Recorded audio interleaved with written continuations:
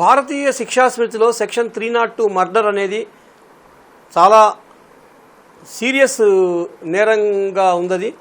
ఈ murder prove అయితే గనక వ్యక్తికి పడే శిక్ష మరణశిక్ష.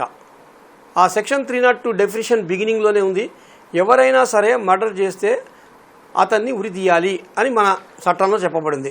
కాబట్టి ఏం చేస్తారంటే ఈ సెక్షన్ 302 కేసెస్లో పోలీసులు ఒక మంచి పకడ్బందీగా వీళ్ళు ఛార్జ్షీట్ తయారు చేస్తారు, కోర్టులో ఫైల్ చేస్తారు. ఈ ఛార్జ్షీట్ తయారు చేసే క్రమంలో ఈ సాక్షుల నుంచి వీళ్ళు ఏం చేస్తారంటే ఈ ఘటనా స్థలానికి వెళ్ళి వాళ్ళ దగ్గర 161 స్టేట్మెంట్లు రికార్డ్ చేసుకుంటారు. తర్వాత ఈ సీన్ ఆఫ్ అఫెన్స్కి వెళ్ళి ఆ సీన్ ఆఫ్ అఫెన్స్ని రఫ్ స్కెచ్ చేస్తారు. ఇంకొకసారి ఏం చేస్తారంటే మళ్ళీ వీళ్ళు జైలుకి వెళ్ళి టెస్ట్ ఐడెంటిఫికేషన్ పరేడ్ చేయిస్తారు వీళ్ళని. అంటే ఈ నిందితుల్ని గుర్తించే ప్రక్రియలో సాక్షులు నిందితుల్ని చూడంగానే గుర్తించాలి. అలా గుర్తించాడు అనే ఒక సీన్ని క్రియేట్ చేసి పోలీసులు ఆ డాక్యుమెంట్స్ అన్నిటినీ కలెక్ట్ చేసి కోర్టులో ఫైల్ చేస్తారు. ఈ ఫైల్ చేసే క్రమంలో మరి వీళ్ళకి శిక్ష పడుతుందా ఇలాంటి సాక్ష్యాల్లో అంటే కొన్ని చూద్దాం ఉదాహరణలు. ఇందులోపల ఒక సాక్షి ఏమన్నాడు, పోలీసులు ఏం చేస్తారంటే ఈ ప్రత్యక్షంగా జరిగిన క్రైమ్ని చూడలేని పరిస్థితులలో, వీలు లేని పరిస్థితుల్లో, ఎవరు సాక్షులు అలాంటివి చూసిన నేపథ్యం లేనప్పుడు సర్కమ్స్టాన్షియల్ విట్నెసెస్ అని కొంతమంది సాక్షుల్ని తీసుకొస్తారు. అంటే పరిస్థితులకు అనుగుణంగా ఆ పరిస్థితిలో అప్పుడు అక్కడ తారసపడ్డాడు ఈ సాక్షి, అక్కడ ఉండినాడు, వీళ్ళని ఏమంటారంటే ఛాన్స్ విట్నెసెస్ అంటారు. అనుకోకుండా వచ్చినటువంటి సాక్షి అని. అంటే ఆ సంఘటనలో ఏదో గడ్డి కోసుకునేవాడు అక్కడ ఉంటాడు, అతను గడ్డి కోసుకుంటుంటే ఒక నేరం చూస్తాడు, ఎవరినో మర్డర్ చేస్తుంటే చూస్తాడు, అది ఛాన్స్ విట్నెస్. మరి ఇలాంటి ఛాన్స్ విట్నెసెస్ ఉన్నప్పుడు పోలీసులు కావాలని వాళ్ళని సాక్షులుగా పెట్టకుండా వీళ్ళకి నచ్చిన వాళ్ళని, వీళ్ళ దగ్గర ఉన్నటువంటి ఒక స్టాక్ ఉంటుంది, ఆ స్టాక్లోంచి తీసుకొచ్చి ఒక 2-3 విట్నెస్లు పెడతారు. వాళ్ళే లాస్ట్ సీన్ థియరీ కింద వీళ్ళు నేరం లాస్ట్గా చేసినప్పుడు వీళ్ళు చూశారు వీళ్ళని అనే ఒక సీన్ని క్రియేట్ చేసి ఒక ఛార్జ్ షీట్ని ఆ రకంగా డిజైన్ చేస్తారు పోలీసులు. మరి ఇలా డిజైన్ చేసిన పరిస్థితుల్లో 302 కేసులో వీళ్ళకి శిక్ష పడుతుందా పడదా అంటే మరి చీఫ్ ఎగ్జామినేషన్లో వీళ్ళు ఏం చేయాలంటే పోలీసుల ముందు ఏదైతే వీళ్ళు చెప్పారో 161 స్టేట్మెంటు, దానికంటే ఈ చీఫ్ లోపల కనుక విపరీతంగా కనుక కేసుని ఇంప్రూవ్ చేసినా లేకపోతే 161లో చెప్పిన దానికి దీనికి కనుక రివర్సల్గా ఉన్న కాంట్రడిక్షన్స్ ఉన్నా అవి డిఫెన్స్కి చాలా బాగా ఉపయోగపడతాయి. నంబర్ 1. తర్వాత సీన్ ఆఫ్ అఫెన్స్ ఎగ్జాక్ట్గా లేకపోయినా సరే కొంత మ్యాచ్ అవుతూ ఉండాలి. ఒక కేసులో ఒకే సంస్థకి చెందినటువంటి 2 వ్యక్తుల్ని 2 సంవత్సరాల్లో సిబిఐ వాళ్ళు కేసులు పెట్టి అరెస్ట్ చేశారు. ఏది రెడ్ హ్యాండెడ్ ట్రాప్ కేసెస్ అంటారు వాటిని.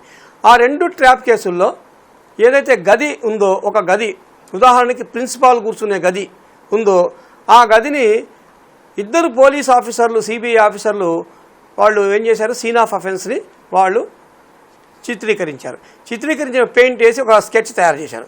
ఆ స్కెచ్ చేసినప్పుడు ప్రిన్సిపాల్ గది 2010లో కూడా అలాగే ఉంది, 2012లో కూడా అదే గది, అదే ఫర్నిచరు, అదే సెటప్. మరి 2 సేమ్గా ఉన్నప్పుడు 2 వేరే సిబిఐ ఆఫీసర్లు ఏం చేశారు, ఈ సీన్ ఆఫ్ అఫెన్స్ని రఫ్ స్కెచ్ గీయటంలో ఫెయిల్ అయినారు. అంటే ఒకళ్ళు విండో ఉందనేశారు, ఒకళ్ళు విండో లేదనేశారు. ఇవి చూడండి, ఇది చాలా ఫ్యాటల్గా అనమాట. ప్రాసిక్యూషన్కి ఇలా ఉంటే కనుక చాలా ఫ్యాటల్ ఇది. అలాగే ఇందాక చెప్పినట్టుగా లాస్ట్ సీన్ థియరీలో ఎక్కడో ఒక వ్యక్తి పొలాల్లోనూ ఎక్కడో ఒక వ్యక్తిని చంపినప్పుడు వీళ్ళు ఏం చేస్తారంటే ఇలాంటి గడ్డి కోసుకునేవాళ్ళు, అటు రెగ్యులర్గా వెళ్ళే ఆటో డ్రైవర్లు కానీ, బస్సు డ్రైవర్లు కానీ, ట్రాఫిక్ వాళ్ళు కాకుండా ఈ పోలీసుల దగ్గర ఉండేటువంటి స్టాక్ విట్నెస్లు సాక్షిగా పెడితే ఆ సాక్షి ఏమన్నాడంటే, నేను ఒక ఎలక్ట్రికల్ సూపర్వైజర్ని, ఈ సంఘటనా స్థలంలో నేను ఎన్ని పోల్స్ పాతాలో నిర్ణయించడానికి నేను అటుగా వెళ్తున్నప్పుడు నేను ఈ సంఘటన చూశాను అని సాక్షి చెప్పాడు.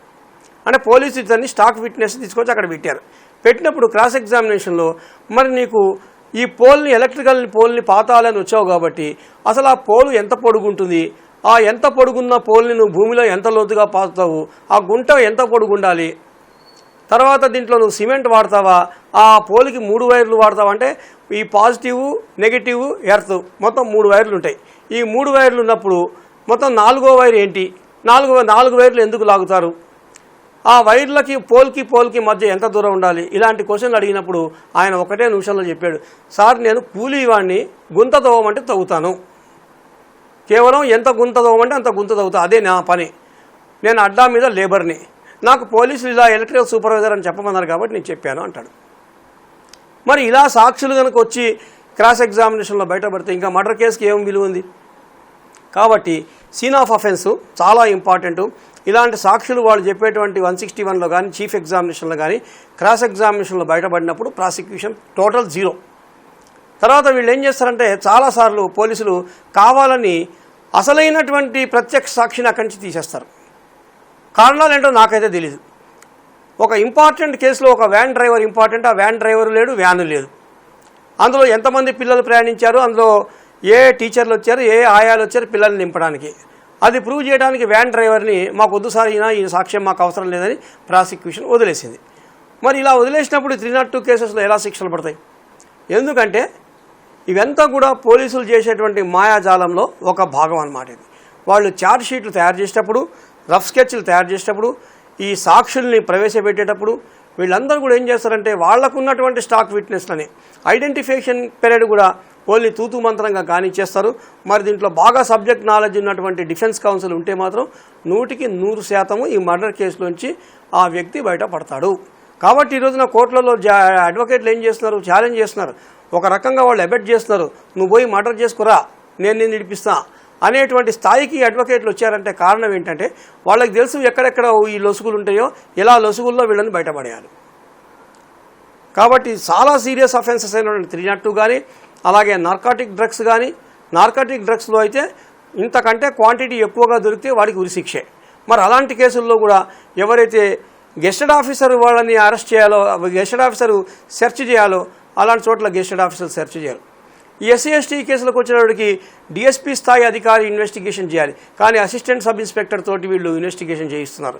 ఇలా చేయటం వల్ల వాళ్ళు సుప్రీంకోర్టులో కానీ హైకోర్టులో క్వాష్ పిటిషన్స్ చేసినప్పుడు కానీ ఈ కేసులన్నీ కూడా కొట్టివేయబడుతున్నాయి. ఇదే కారణం మన దేశంలో ఎన్నో కేసులు బుక్ అయినప్పటికీ కూడా 100% కేసులు వీగిపోవడానికి కేవలం నేను ప్రాసిక్యూషనే నిందిస్తాను. ప్రాసిక్యూషన్ కానీ లేకపోతే ఇన్వెస్టిగేషన్ కానీ వీళ్ళు చేసేటువంటి ఇన్వెస్టిగేషన్ అంతా వీక్గా ఉండబట్టే ఈ నిందితులు ఈజీగా బయటపడేటువంటి పరిస్థితులు చూస్తున్నాం మనం.